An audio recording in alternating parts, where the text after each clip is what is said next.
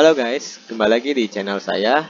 Untuk video kali ini, saya ingin share kepada teman-teman, apakah udang hias aquascape itu bisa menghasilkan jenis keturunan yang berbeda dari indukannya. Oke, sebelum kita lanjut ke pembahasannya, alangkah baiknya teman-teman untuk bantu saya dengan cara subscribe channel ini. Kemudian jangan lupa juga untuk pencet tombol notifikasinya supaya teman-teman tidak ketinggalan info menarik lainnya seputar aquascape. Oke, sebelum kita lanjut ke pembahasannya, terlebih dahulu kita harus ketahui dulu jenis udang hias yang kita miliki. Nah, umumnya udang hias aquascape itu ada dua jenis. Ada jenis Caridina, ada jenis Neocaridina. Nah, yang lebih banyak digunakan untuk menghias tank aquascape adalah Neocaridina dibandingkan dengan jenis Caridina. Nah, jenis Caridina ini lebih banyak digunakan untuk kontes. Kenapa? Karena dia memiliki pattern yang lebih unik, yang lebih menarik. Maksudnya coraknya ya. Corak garisnya lebih banyak ya, lebih ragam dan lebih menarik. Kemudian dari segi treatmentnya juga pasti berbeda dengan jenis Neocaridina. Dari segi parameternya, dari segi pakannya juga, itu sudah jelas pasti berbeda dengan Neocaridina. Nah, saya pribadi pun dari jenis Caridina, saya hanya punya jenis Redmi dan Musura. Itu pun saya belum banyak, jadi belum bisa saya lakukan eksperimen karena belum banyak istilahnya apa namanya koloninya gitu ya. Nah, selain ada dua jenis ini, kita harus berbangga karena kita juga punya jenis Sulawesi Stream yang asalnya dari Indonesia, tepatnya di wilayah Sulawesi di Danau Matano. Nah, untuk sejauh ini perkembangannya udang hias Sulawesi Stream sekarang sudah banyak yang membudidayakannya. Hanya saja mungkin penelitiannya belum lebih eh, mendalam gitu ya. Jadi saya googling belum ada yang membahas tentang pohon keluarga atau silsilah dari Sulawesi Stream itu sendiri. Jadi yang sudah detail adalah jenis Caridina dan Neocaridina. Nah, mungkin di sini kita hanya membahas Neocaridina karena ini juga berdasarkan dari pengalaman dan eksperimen yang saya lakukan sendiri. Saya juga dulu jujur penasaran gitu ya, apakah benar udang hias itu bisa ngasilin keturunan berbeda gitu. Dan jawabannya adalah ya benar, bisa gitu. Nah, di sini kan teman-teman lihat eh, jadi ada banyak ragam macam warna yang teman-teman mungkin pernah punya atau mungkin pernah lihat gitu ya di toko online atau di toko akuarium. Dari semua warna itu dia dihasilkan dari 4 nenek moyang, yaitu dari jenis Neocaridina daviti WT yang berwarna kuning, merah, coklat kehitaman dan juga hitam. Dari 4 nenek moyang ini menghasilkan banyak ragam warna. Nah, mungkin yang unik adalah di sini mungkin ya. Untuk jenis yang yellow dan varian green, ini mungkin green pearl ya, green pearl yang warnanya hijau hijau terang. Dia itu hanya bisa menghasilkan warna dua warna. Jadi mungkin ada kemungkinan jadi yellow lily, jadi yellow neon, jadi yellow sakura atau ini yellow fire dan jadi green lagi kayak gitu. Jadi teman-teman jangan mengharapkan teman-teman punya yellow green atau varietas green itu hasilnya nanti jadi varietas green atau bahkan teman-teman berharap jadi Taiwan B. Itu jauh banget. Kenapa jauh banget? Karena Taiwan B itu udah jenisnya berbeda. Itu jenis Caridina. Nggak mungkin dia bisa berubah gen gitu ya mungkin ya. Nggak mungkin gitu. Jadi kita patokannya adalah dari silsilah keluarga atau pohon keluarga yang sudah dibuat oleh para peneliti yang bisa kita jadikan acuan. Nah, dari sini mungkin teman-teman yang ditunggu-tunggu adalah bagaimana caranya untuk menghasilkan keturunan berbeda dari indukannya. Yang paling memungkinkan itu teman-teman harus perbanyak dulu koloninya. Jadi yang paling memungkinkan. Teman-teman bisa mulai dari red cherry mungkin. Red cherry banyakin koloninya, minimal paling optimal minimal ya. Minimal itu adalah 50 ekor. 50 ekor, lebih banyak lebih bagus. Kemudian dipertimbangkan juga atau diperhatikan dengan ukurannya juga. Jangan terlalu kecil karena ya akan sulit untuk kawin karena dia pasti akan proses pembesaran dulu, proses tumbuh kembang dulu. Baru setelah dewasa dia bakal kawin gitu. Nah, ukuran yang ideal adalah ukuran 1,5 cm sampai 3 cm. Lebih besar lebih baik.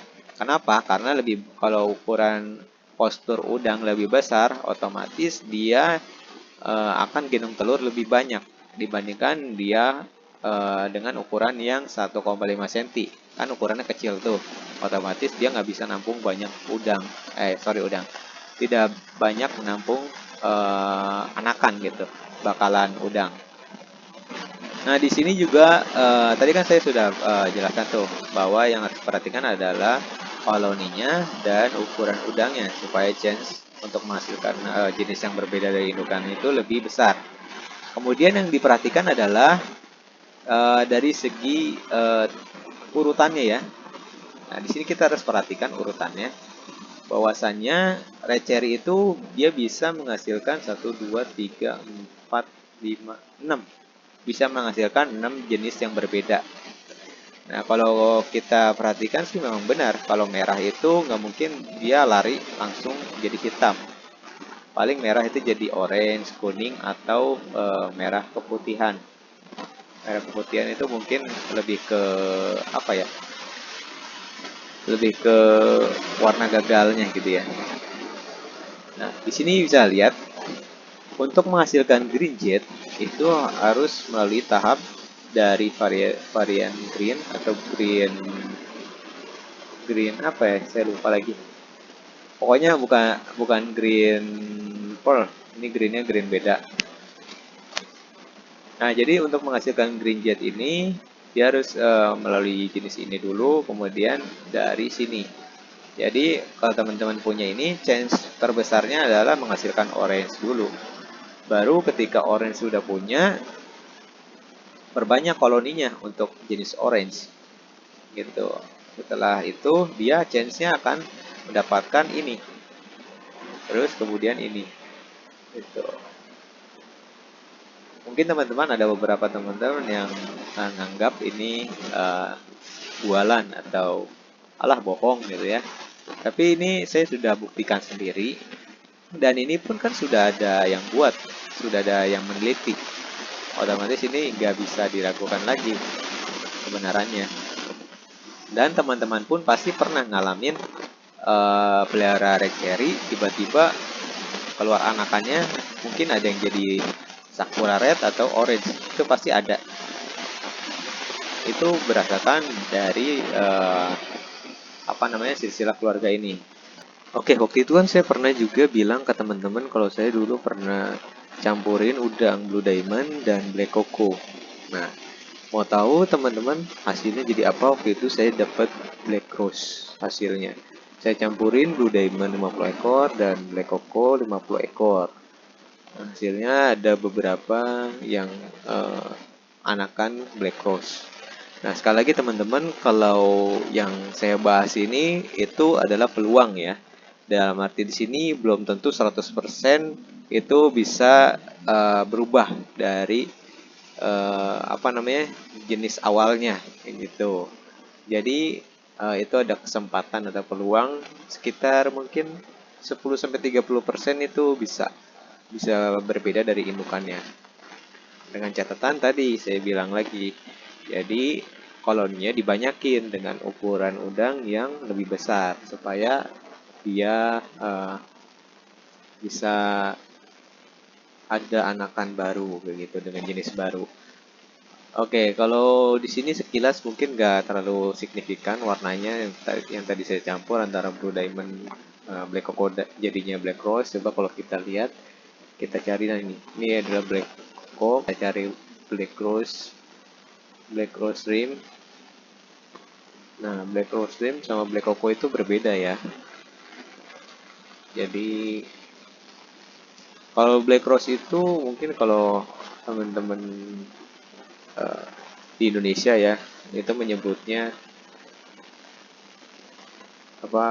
black solid. Nah, di sini titik perbedaannya, kalau black cocoa dia itu coklatnya coklat gelap, tapi tidak terlalu hitam, masih kelihatan coklatnya. Kemudian kalau black cocoa lagi, black rose ini dia hitamnya lebih pekat, warna coklatnya ada sedikit warna coklat, cuma tidak terlalu dominan. Yang lebih dominan adalah warna hitamnya. Nah, kalau ini kan warna coklatnya nih. Nah, ini dia waktu itu saya hasil campuran antara si black cocoa dicampur dengan blue diamond. Lalu bagaimana kalau dengan coklat? Ya, dengan coklat ya warnanya kayak gini harusnya. Dia kalau lebih gelap jadinya black cocoa kan, sesuai dengan turunannya kan, benar kan tuh. Dianya tadinya coklat berubah jadi coklat kehitaman. Kemudian saya waktu itu campur blue diamond dan black cocoa, hasilnya jadi black rose. Nah, itu jadi change ya, artinya di sini tidak menutup kemungkinan akan berbeda dengan indukannya, tapi peluangnya tidak terlalu besar. Jadi intinya perbanyaklah koloninya gitu yang paling utamanya. Nah, mungkin di sini juga masuk akal sih kalau kita lihat harga udang hias itu yang turunannya paling akhir itu dia lebih mahal. Biasanya lebih mahal. Karena memang untuk mendapatkan warna yang konsisten itu agak sedikit sulit. Apalagi dia itu termasuk ke uh, apa turunan yang akhirnya, seperti Green Jet ini mayoritas harganya agak lebih mahal dibandingkan dengan udang eh, turunan atasnya gitu ya, seperti Blue Dream, Blue Velvet, kemudian Carbon Lily, Yellow Fire. Biasanya lebih mahal harganya dibandingkan dengan udang yellow biasa gitu. Coba kalau kita lihat kalau Blue Velvet, ini mungkin agak jarang kalau kita lihat Blue Velvet itu, dia ada titik-titik bintik-bintik hitam kayak gitu. Nah, ini juga bisa disebut Blue Velvet. Cuma Blue Velvetnya yang paling mencolok adalah ini. Tapi ini kenapa disebutnya Blue Dream ya? Blue Velvet tuh kayak gini nih harusnya. Nah, kayak gini. Dia ada sedikit hitam di atas punggungnya, hitam di bagian depan dan belakang, mirip ke Riley ya, jenis-jenis Riley, cuma dia identiknya ada bintik-bintiknya di bagian dadanya. Nah, ini juga harusnya Blue Velvet. Saya juga punya nih varietas Blue Velvet. Memang susah banget untuk dapetin ini, karena ya itu tadi, di silsilah keturunan juga dia urutan yang paling akhir. Nah, oke, sekian dulu mungkin pembahasan yang bisa saya bagikan, yang bisa saya share kepada teman-teman. Intinya untuk apa-apa yang saya katakan ini tidak serta-merta benar adanya, tapi kalau secara pribadi saya yang ngelakuin itu eh, ada peluangnya gitu ya. Jadi nggak 100% tapi ada peluangnya. Intinya sih teman-teman harus coba dulu gitu. Harus buktikan sendiri apa yang saya bilang. Apalagi kalau di sini kita lihat ini udah ada yang buat tabelnya. Dan ini banyak loh. Myocardiina family tree ini banyak yang membahasnya. Jadi sudah pasti di sini udah ada penelitiannya gitu. Nah, di sini juga tuh. Jadi udah ada penelitiannya. Jadi teman-teman tinggal praktekkan dan bisa mudah-mudahan ketemu ini ya, ketemu formula baru dan bisa share ke teman-teman yang lainnya juga begitu. Jadi kita bisa punya tambahan informasi baru terkait dengan hobi ini kayak gitu teman-teman. Oke, sekian dulu video dari saya.